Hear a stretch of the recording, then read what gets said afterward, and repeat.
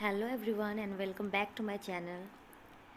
We were discussing the chapter Growth of Indian Nationalism, which is chapter 2 of Social Science History Class 9 SEBA Board. So in today's video we shall discuss one of the important factors that has led to the growth of nationalism in India, and that is the development of means of transport and communication. So the development of the modern means of transport and communications like roadways, railways, post and telegraph services have helped a lot in the growth of nationalism in India. Basically, the transportation of raw materials from India to Britain, and again the finished products from Britain to India, and for administrative convenience, for military defense, a good transport and communication was necessary. In 1839, the Grand Trunk Road was constructed between Calcutta and Delhi. This road was extended to Peshawar during the tenure of Lord Dalhousie, connecting the major cities, ports and markets of India with it. After that, in 1832, a proposal was made in order to construct a network of railways in India, just like the model that is constructed in England. And in order to execute that proposal, the first railway line of 21 miles connecting Bombay and Thane was inaugurated in 1853. After that, in 1854, railway construction was started in Madras. In 1883, a railway network was constructed between Sadia and Dibrugarh in order to build up trade opportunities in tea. Then came telegraph. In 1839, telegraph was laid between Calcutta and Diamond Harbour by private sector initiative.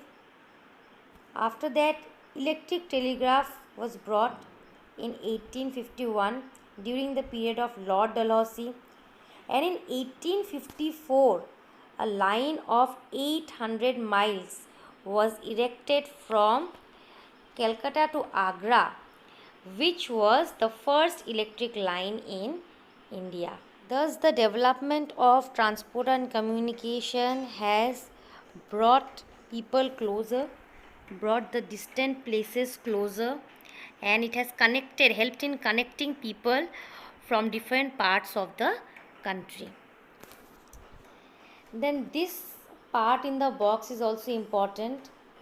Here it is said that just like a coin has two faces, similarly the rule of Britishers in India also had two impacts, both negative and positive impacts. Out of positive impacts, firstly, like the supply of raw materials from India to Britain and the dumping of British manufactured goods in the Indian market, this has necessitated development of modern means of transport and communication. Because of this reason only, transport and communication was basically developed in India, for the smooth functioning, so that easily they can supply the finished goods to India, and they can carry the raw materials from India to Britain. And that is the reason this has helped in development of modern transportation like roadways, railways, post and telegraph services in India. And this has not only developed in the other parts of India, but Assam as well.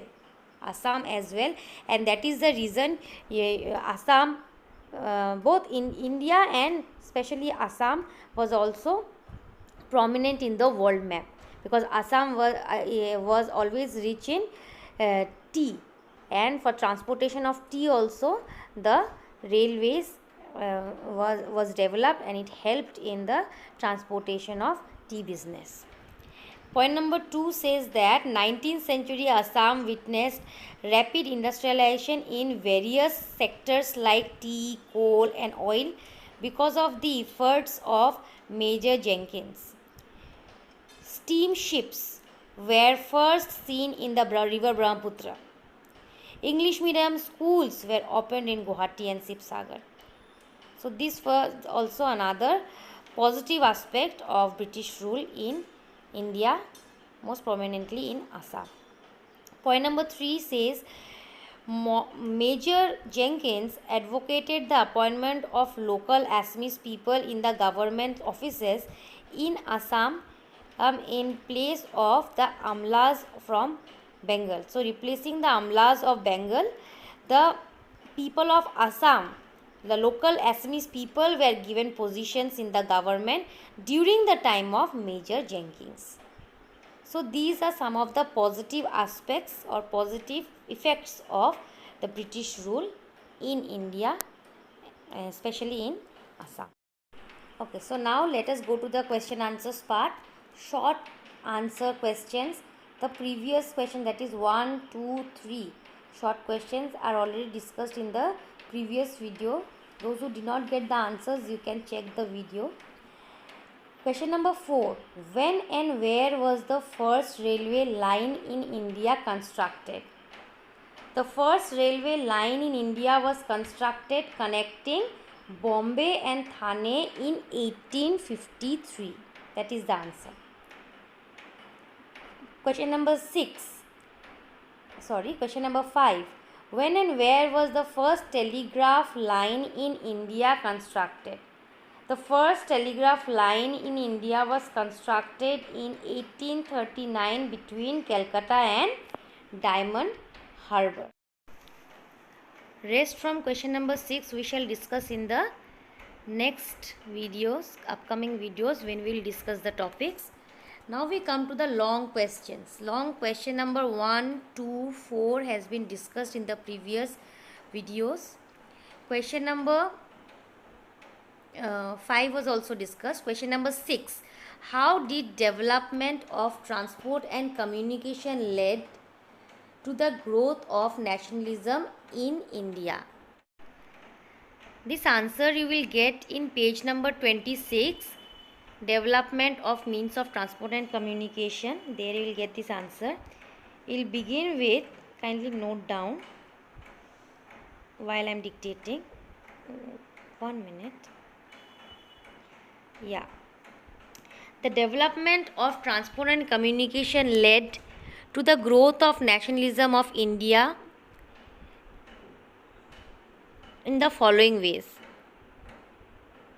Point number 1. You will write from here.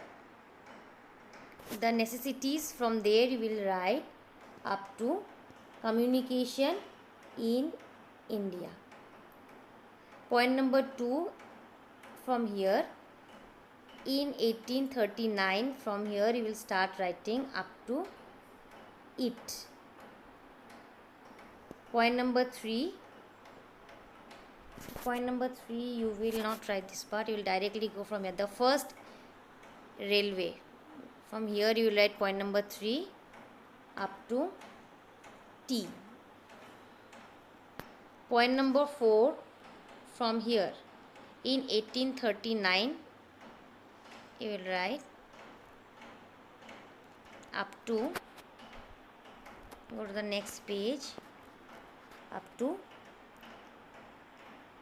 India, okay.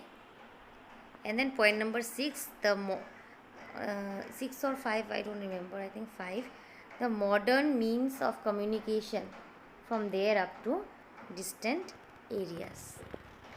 Up to here you will write. So you make this answer properly, write it down in your copy and make it point wise. This is the answer for this question. Then from this part, this Vande Mataram, Sare Jahan Se Acha, question might come. Maybe few lines might be given to you in the question paper, and then identify the song or something, it might come in that way.